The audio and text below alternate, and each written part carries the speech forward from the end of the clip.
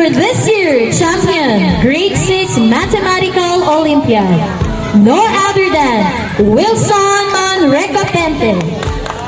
Wilson will represent the district for the March 15 Division Mathematical Olympiad.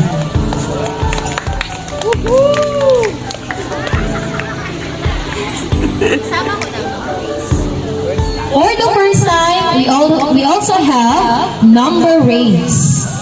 This is represented by pupils from grades 4 to 6. Our representatives are Zikra Hamid and Raihana Jahan. For the first time in the history, this duo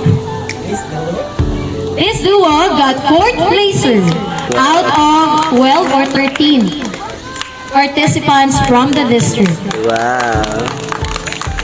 There you go.